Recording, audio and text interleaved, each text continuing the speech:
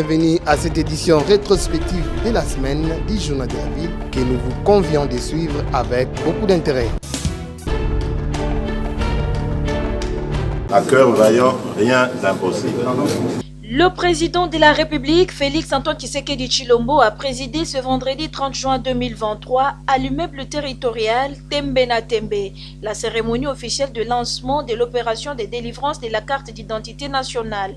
C'est le vice-premier ministre, ministre de l'Intérieur et Sécurité, en sa qualité d'autorité de tutelle, qui a lancé cette opération en livrant la première carte d'identité nationale au président de la République, Félix-Antoine Tshisekedi Tshilombo. Cette opération a été promise par le chef de l'État dès son accession à la magistrature suprême. Dans ce mot des circonstances et des lancements de cette opération, le vice-premier ministre, ministre de l'Intérieur et Sécurité, Peter Kankonde, visiblement comblé de joie, a rendu hommage au chef de l'État qui a impulsé et rendu possible ce grand événement. Voilà la première carte produite sous votre leadership. Ça veut dire que vous avez les lumières au peuple congolais solidaire. Et j'ai l'honneur et le plaisir de remettre cette carte en fait. Merci. Merci.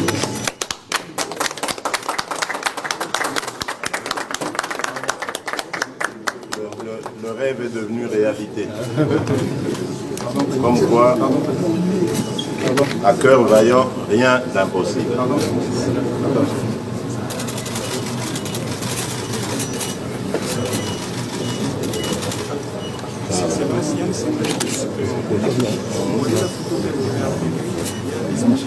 Signalons que juste après les différents speeches, le président de la République, Félix-Antoine Tshisekedi Tshilombo, a été appelé à remplir les formalités prévues avant de recevoir sa carte d'identité nationale des mains du vice-premier ministre, ministre de l'Intérieur et Sécurité et Affaires coutumières, Maître Peter Kazadi Kankonde.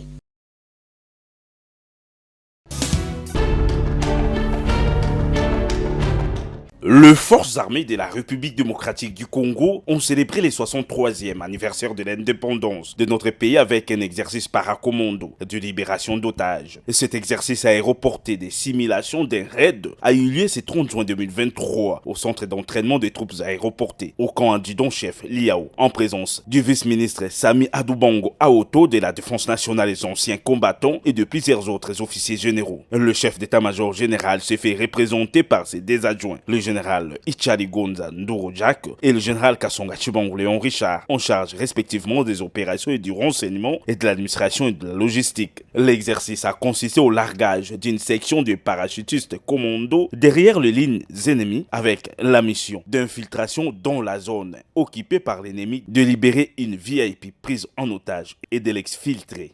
Des précisions de l'exercice avec le colonel diplômé d'état-major Essiko Monga et Boubou, directeur de l'exercice. On va faire la simulation d'une opération de raid. Un sénateur qui a eu l'initiative d'aller conscientiser ses frères Codeco. Il a eu l'autorisation du gouvernement pour descendre sur les lieux. Arrivés sur place, ils se sont décidés de le prendre en otage pour échanger avec leurs frères qui sont arrêtés ici à la prison centrale de Makala. Alors le gouvernement a donné l'ordre au chef d'état-major général pour que ces sénateurs soient récupérés de force. Alors le chef d'état-major général à son tour m'a confié de préparer les gens pour exécuter cette mission. Au nom du commandant suprême des FARDC et en celui du vice-premier ministre, ministre de la Défense nationale, le vice-ministre Adoubango a félicité les paracommandos pour l'exécution correcte de l'exercice. Ça fait 30 ans. Et bino bozo kita, ngai pe nazi émotion. Nazi émotion pamba te, boka elingi kozwa alire na ye ya kala. Lelo oyo likambo ya koloba eza lisusu te, nakanisi de moment l'autre bato bakotala eloko oyo bokonzi ya mboka azobongisa mpona mboka na ye. Les largages de parachutistes commandos une trentaine d'années après a attiré une foule immense autour de la zone, des sauts pratiquement envahis. Une façon pour les Quinois et leur armée de célébrer les retours en force des troupes aéroportées, un des facteurs clés de la montée en puissance de FARDC tel que prôné par les commandants suprêmes Félix Antoine Tshisekedi Tshilombo. La démarche de la CENI, celle de rencontrer. Suite aux vives tensions qui montent d'un cran et qui divisent vraisemblablement l'Église catholique et l'État congolais, la dynamique progressiste révolutionnaire, opposition républicaine, DIPRO, appelle à l'apaisement et demande aux deux camps d'enterrer la hache de guerre en privilégiant l'unité et la cohésion nationale.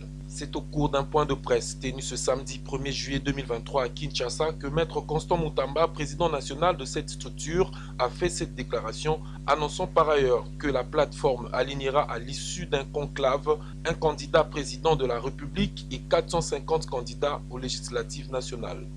La DIPO, opposition républicaine, va déposer des candidatures à tous les niveaux. Nous allons aligner un candidat président de la République, nous allons aligner des candidats députés nationaux, nous alignerons des candidats députés provinciaux. Et pour les suffrages indirects, nous ferons la même chose. Et pour votre information, DIPRO a finalisé l'harmonisation et la consolidation de ces listes ou des listes de ces candidats députés nationaux sur l'ensemble du pays. DIPRO va donc déposer sur l'ensemble du pays 450 candidats députés nationaux déjà retenus après toilettage sur plus de 1000 candidats reçus. Et la date butoir pour l'opposition républicaine, c'est le mercredi de la semaine prochaine. Nous avons déjà, à travers nos mandataires, retiré le formulaire dans tous les BRTCE. En sus, ne jurant que sur le respect strict du délai constitutionnel, la DIPRO salue par ricochet la démarche entreprise par la centrale électorale visant à dissiper tout malentendu avec l'opposition dite radicale et exhorte cette dernière à élargir ce cadre de concertation avec d'autres formations politiques.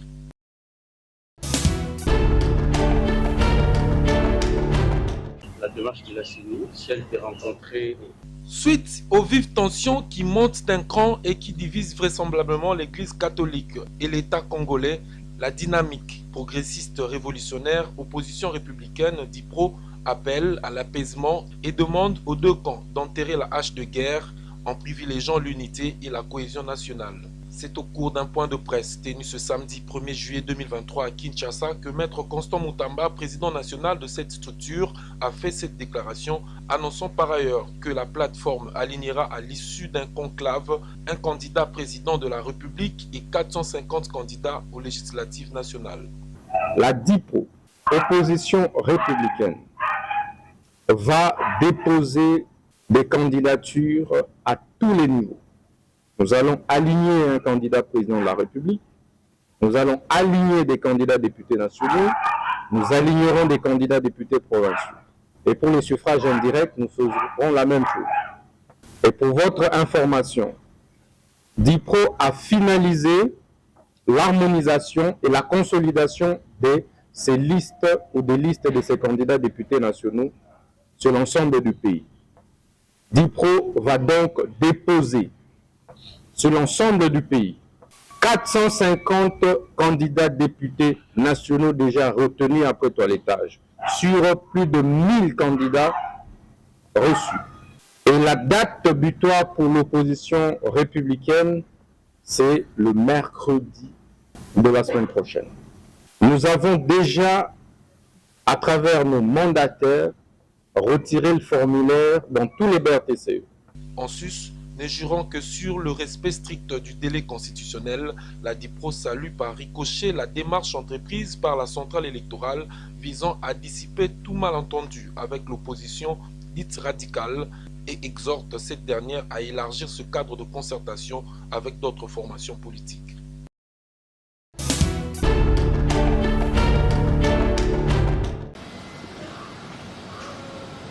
Après des lobbying et des démarches menées par l'Organisation pour la gestion de l'environnement au Congo, OGEC, auprès des partenaires tant nationaux qu'internationaux pour la gestion efficiente des déchets dans la ville, province de Kinshasa, un protocole d'accord sur la gestion intégrée des déchets vient d'être signé ce mardi 27 juin 2023 entre le groupement MAC, OGEC, CareTrade International, Ost-Haute et le gouvernement congolais, représenté par la ministre du Plan, Judith Soumouina Toulouka, dans la salle Moulumbalu Koji.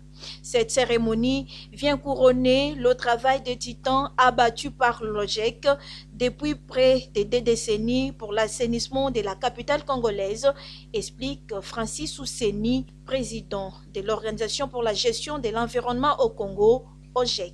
Nous avons travaillé pendant des années. Nous avons découvert l'industrie du traitement des déchets en 2005. Nous sommes en 2023. Donc ça nous a pris 18 ans pour arriver aujourd'hui à avoir le contrat pour lequel nous avons travaillé toutes ces années. Donc c'est pour nous un sentiment de satisfaction. Notre groupement va mener des études qui portent sur toute la structuration de la gestion des déchets, c'est-à-dire de la collecte jusqu'à l'installation des usines. Comme vous le savez, la ville de Kinshasa est une ville qui s'étend autour de 10 000 km² avec 24 communes. La ville est grande, donc ça sera pour la première fois que la ville va bénéficier des études à proprement parler touchant à la question de la gestion intégrée des déchets. Parce qu'il y a eu plusieurs initiatives, il y a plusieurs tentatives, mais ça sera pour la première fois. À travers ce projet, le pays va disposer désormais des données quantifiables des déchets produits à Kinshasa, et c'est avant de s'étendre dans d'autres provinces de la République démocratique du Congo, se réjouissent les partenaires. C'est parce qu'ils ont apporté ce que les autres ne pouvaient pas nous apporter, et la procédure en termes de marché public a été respectée. Il y a eu la couverture de l'autorisation spéciale de la Direction générale de contrôle des marchés et son avis de non-objection sur les projets de contrat. Donc ça vaut la peine pour que cette ville, qui est en fait le miroir de la République, soit assainie, et puis par la suite le projet pourra s'étendre dans les autres provinces. Ainsi, plusieurs usines de traitement des déchets pourront voir le jour dans la capitale Kinshasa pour la gestion intégrée des déchets et la production de l'électricité.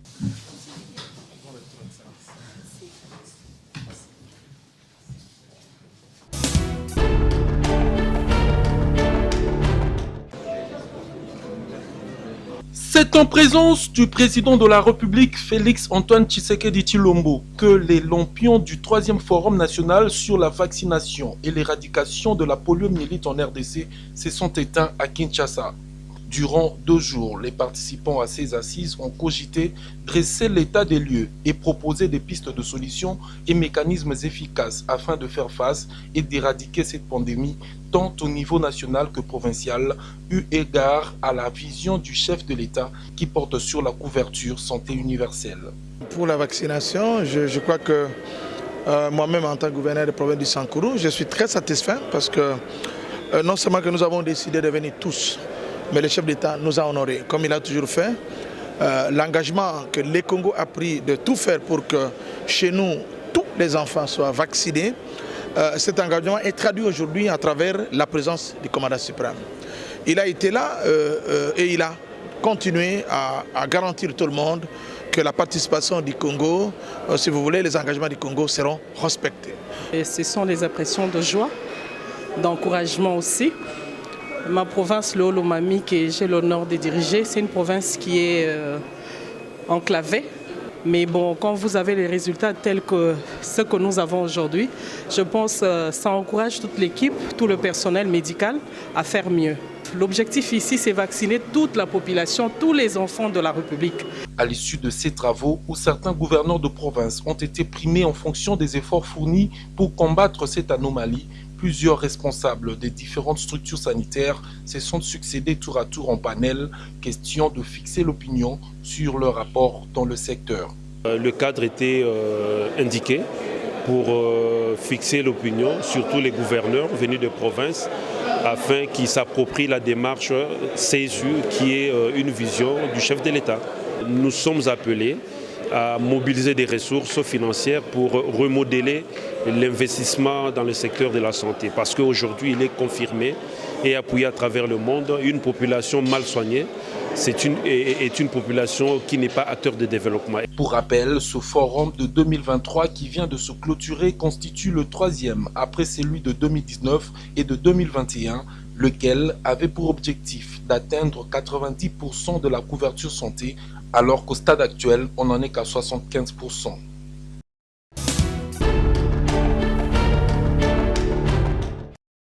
Le président de la République, Félix Antoine Tshisekedi Tshilombo, s'est adressé à la nation à l'occasion de la 63e année de la cession du pays à l'indépendance.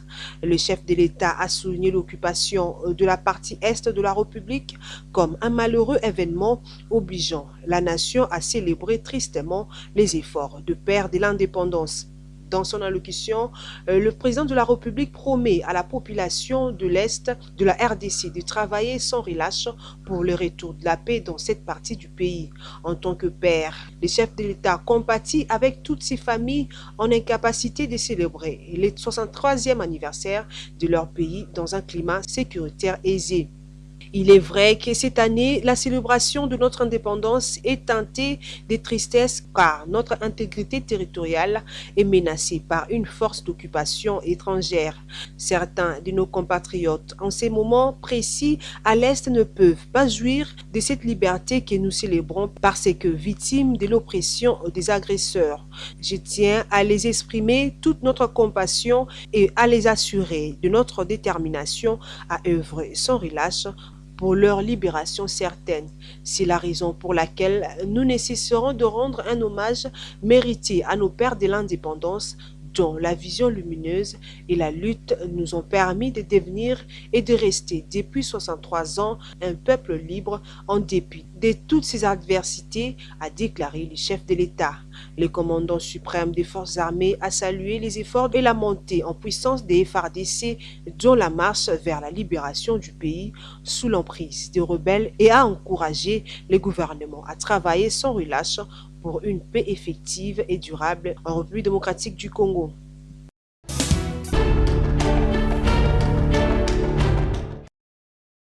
Après une réunion de plus de 4 heures du temps entre le président de la centrale électorale, Denis Kadima, et les leaders de l'opposition, ce vendredi 30 juin à Fleuve Congo Hotel, les 4 têtes d'affiche de l'opposition ont accepté que le processus électoral puisse continuer, mais en même temps que le fichier électoral puisse être audité de nouveau par un cabinet réputé et indépendant. Ces fichiers, nous les contestons. Ces fichiers n'ont pas été audités par un organisme indépendant, qualifié, réputé, avec nos auditeurs à nous, nos observateurs, pour attester que le fichier est réellement fiable. Vous avez vu, nous avons passé plus de 4 heures pour discuter de ces questions. Donc c'était sérieux. Le président de la CNI maintient que ce fichier est fiable d'après nous. Il dit que ce fichier a été audité et que son audit à lui a fait une recommandation qu'il va appliquer, implémenter. C'est quoi cette recommandation? C'est afficher les noms des électeurs tels que recensés. Nous avons dit, nous sommes d'accord que vous affichez les noms des électeurs, mais ce n'est pas suffisant. Il faut aller au-delà. Il faut l'audit externe par un cabinet réputé, indépendant de ces fichiers électoraux. À la question de la presse, si l'audit ne va pas déranger la date du scrutin prévue le 20 décembre prochain, Martin Fayulu a rassuré à la presse qu'il n'y aura pas perturbation du calendrier électoral vu que le processus électoral va continuer normalement et en même temps, il y aura audit du fichier électoral par un cabinet réputé et indépendant.